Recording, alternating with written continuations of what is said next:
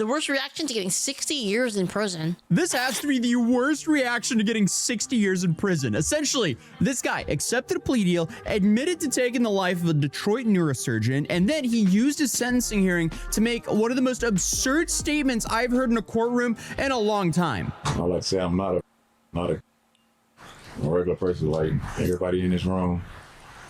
I'm not gay as what the prosecutor want me to be.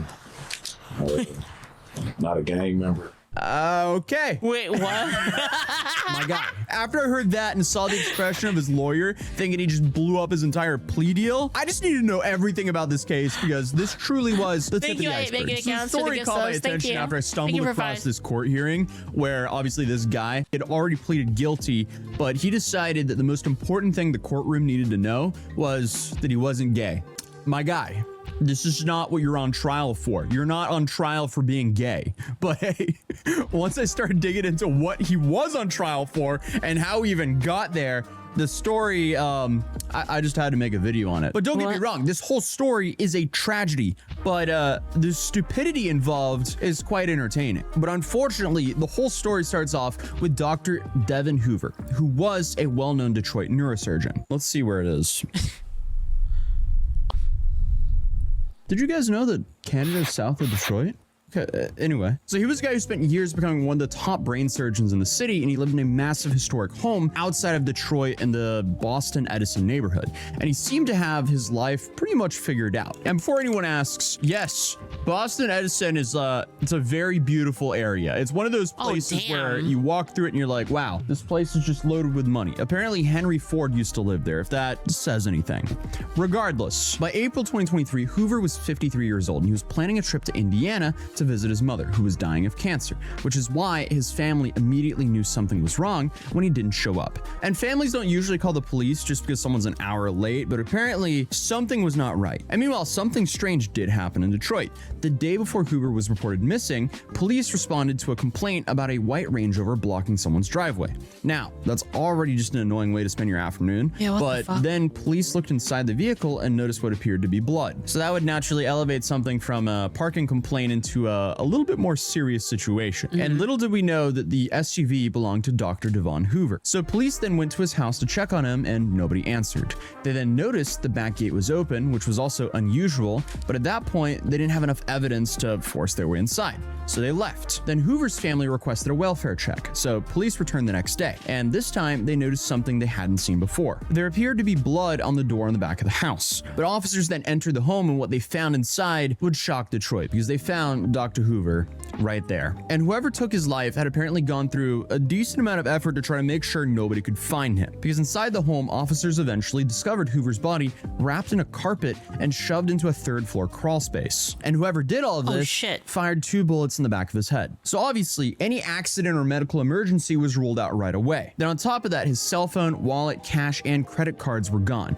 Expensive watches were also missing. And then of course, almost immediately after, fraudulent transactions started showing up on his accounts, which is, I guess, always one of the dumbest parts of these cases. Yeah, like because, what the? Committing a crime, that's obviously that would be a good idea. But, committing and then and then because they can tie that to cameras, right? They can find out like when they purchase the thing, and then there's security. Like we live in the world where the security cameras everywhere. Like you gotta be like freaking stupid to think this is a good idea. Immediately going shopping with the victim's money. That feels like a whole new level of stupidity. It's almost like robbing a bank, but then posting a selfie from inside of the vault. Because you're just leaving the investigators a massive trail of breadcrumbs, hoping they somehow just decide not to follow them. So he went through all of this trouble of like hiding the doctor in a rug in a 3rd floor crawl space to then take his credit card and go on a shopping spree at the mall. Hello? But regardless, at first, police still had a big problem. They know what happened, but they just didn't know exactly who did it, or at least they didn't have enough evidence to prove it. So while the crime itself was awful, the thing that would really mess the whole investigation up is the fact that Dr. Devin Hoover's personal life was very different from what it first appeared. But apparently it didn't take too long for the detectives to keep coming back to the same name,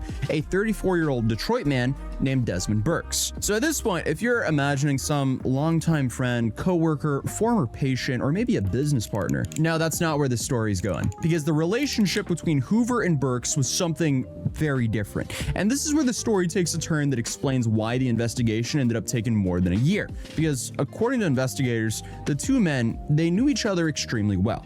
In fact, when detectives started digging through Hoover's phone records, they found roughly 4,000 text messages. So clearly, these people were talking, and prosecutors would later argue that the messages showed the two men had been involved intimately for years, and that Burks would sometimes charge Hoover Wait, for, that's why you said he's not gay? encounters together. And I guess if you're wondering whether that came to a surprise to people around Hoover, the answer appears to be yes. So one of the reasons investigators said this case took so long was because many witnesses were reluctant to talk about the relationship. Prosecutors described the situation as sensitive and personal, which apparently made getting people to help them a whole lot more difficult. And honestly, I mean, I can kind of see why. Like, imagine being a detective trying to solve it, and every new piece of evidence somehow makes the situation even more complicated and awkward. Because at first it just looked like a robbery that went really bad, and then it looked like a robbery involving someone who actually knew the victim. Then it started looking like a robbery involving someone the victim was romantically involved with. And that's when the digital evidence started piling up. So investigators found phone data that placed Hoover's cell phone at the same area as Burke's after the crime. So surveillance footage then showed someone parking Hoover's Range Rover where it was later discovered. And apparently that person was carrying a backpack and walking with a noticeable limp, which is important because Burks was apparently known to have been recovering from a gunshot wound to his hip around the same time.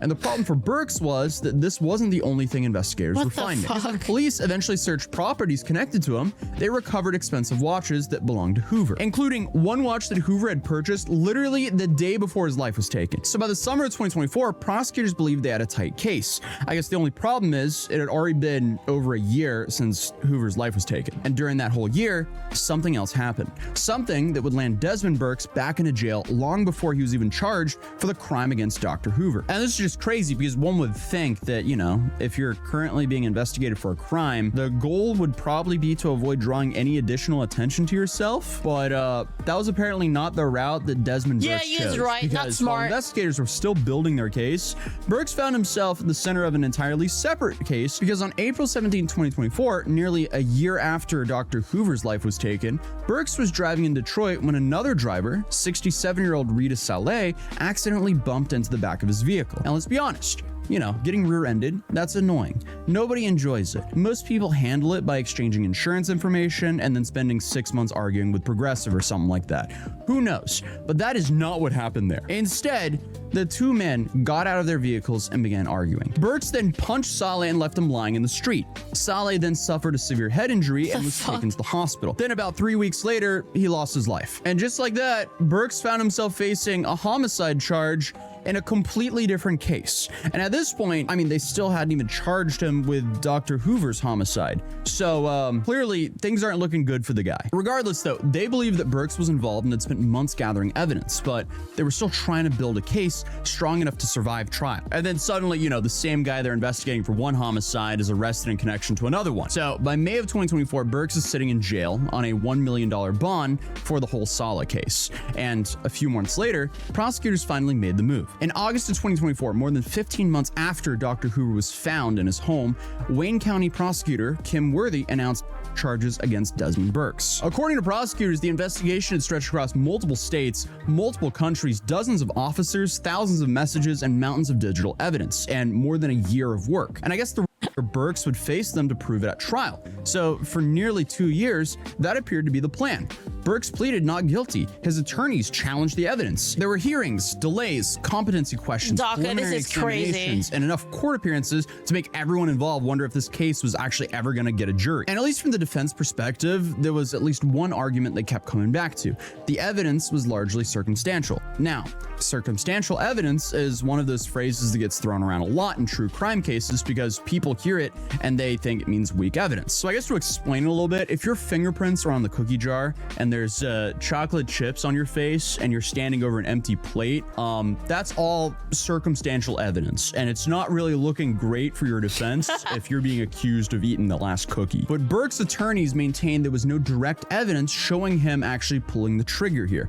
And eventually, the case was then set for trial. So by January of 2026, jury selection was underway, and the Hoover family was preparing to sit through weeks of testimony. Prosecutors were then preparing to present years worth of investigative work, but then, at the last possible teachable moment, Burks accepted a plea deal. Just like that. After years of denying everything, he pleaded guilty to second-degree murder. He also pleaded guilty to larceny, using a computer to commit a crime, weapons charges, and admitted responsibility in the separate Rita Saleh case. And the deal allowed him to avoid the possibility of spending the rest of his life in prison without parole on the original first-degree charge. So what changed? Did he suddenly have a change of heart? Only Burks knows the answer to that, honestly, but after years of saying that prosecutors had the wrong guy, he was now standing in court admitting guilt, which honestly should have just brought the whole story to conclusion. You know, the family, they could avoid a trial, the court could move on to sentencing, but then the hearing came, and before Burks ever got a chance to speak, the courtroom spent nearly an hour listening to members of Hoover's family describe what the crime had done to them. And honestly, some of those statements were just heartbreaking, because remember,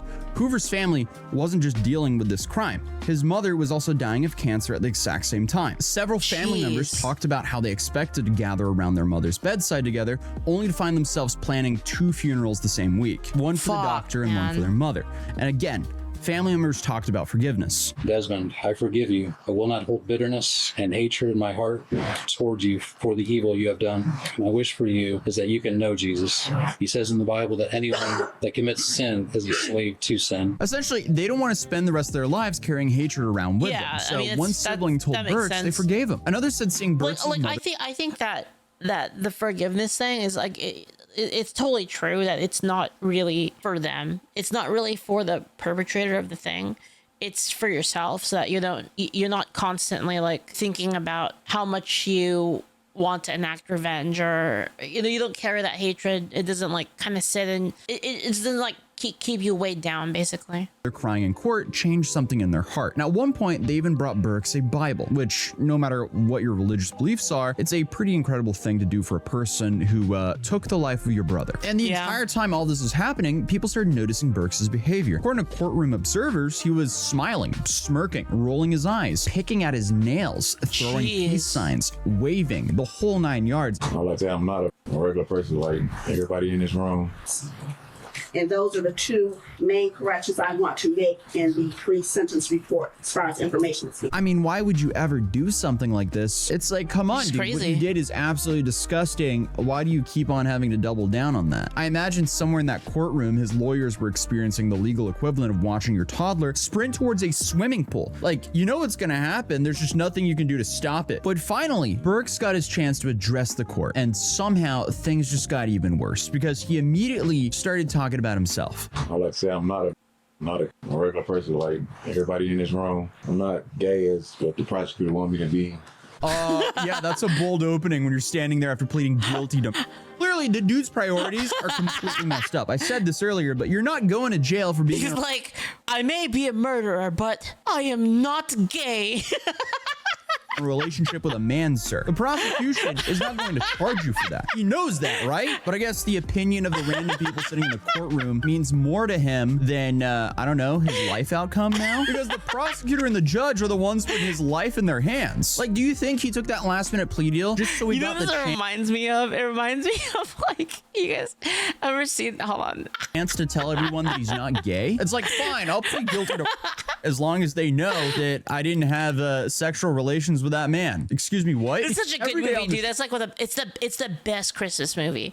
If you haven't seen Bad Santa, it's the best Christmas movie. Channel, I question people's priorities, and this is one of those ones that just has me lost. Also, my guy, I am so sorry to tell you, 4,000 text messages, that's probably a relationship. I'm not saying what kind, but it's definitely a close one. Regardless, though, Burks himself described Hoover being kind of like a boyfriend during his police interviews. So, did he just not expect that to be brought up in court? And the entire reason the relationship kept coming up was because it was central to how investigators believed the 2 men knew each other. Like, nobody was standing outside the courthouse conducting some sort of like weird, I don't know, sexual census. Like, that just doesn't happen. Like, the courtroom wasn't gathered there for some weird special episode of Maury. Like, the issue was that one of the people in this case had their life taken away, and the other dude... This killer's ego is over 9,000 IQ under room temperature. Had just pleaded guilty to doing it. And somehow, Burks seems convinced that the real injustice here was was, I guess, the public not understanding his dating history. Excuse me, what? That's kind of like showing up to the Titanic inquiry and saying,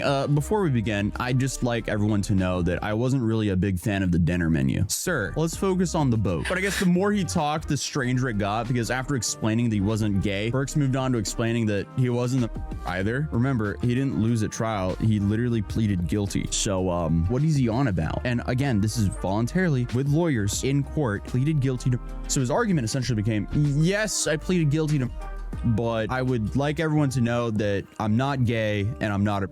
Okay then. Like the victim's family had spent a morning talking about grief, forgiveness, faith, and healing. Burks just spent it trying to beat the allegations that at this point weren't even the reason that he was in the courtroom, because again, he already pleaded guilty. And eventually the judge had enough. He delivered the line that basically ended the entire discussion. Quite frankly, you're a sir. All I have to say is, quite frankly, you are a sir. You pled under oath to that, and that's your sentence. Thank you, everyone. And just like that, the judge sentenced Desmond Burks to 35 to 60 years in prison for taking the life of Dr. Hoover, along with the additional time connecting for the passing of Rita Saleh. Which means the dude who spent years denying responsibility, accepting a plea deal to avoid the possibility of life without parole, and then used his sentencing hearing to argue about everything except the reason he was there, will likely wish it was in spend censor. most It's, like, or kinda the hard to rest of his life understand. behind bars. So that was the story of a man who looked at his sentencing and somehow decided the biggest misunderstanding that needed to be corrected wasn't the part, it was the fact that he. Thanks so much, Hex, by the way, for the 100. Pretty sure it is a black prison thing. They don't want to be seen as gay when they get to prison because when they become the prison bitch. I guess that does make somehow sense. decided the biggest misunderstanding that needed to be corrected wasn't the part, it was the fact that he's not gay. And the craziest part of all this is no one would even be asking that question if he didn't take the life of the doctor. But if you want an even crazier deep dive, this video shows an influencer realizing she's actually going to get life in prison. I'll be linking it here and in the comment section down below. But without further ado, I'll see you guys in tomorrow's video. Wait, what was Peace. that one about? What? I gotta watch that one next time. Another great one from Atozy, who covers like really weird stories. Like I like Atozy's stories. It kind of scratches that true crime itch, but it's like a little bit, the stories are a little bit more retarded. Not in like a bad way, but they're like, it involves like much like idiot people, you know, very, very idiot people. So put them in the box.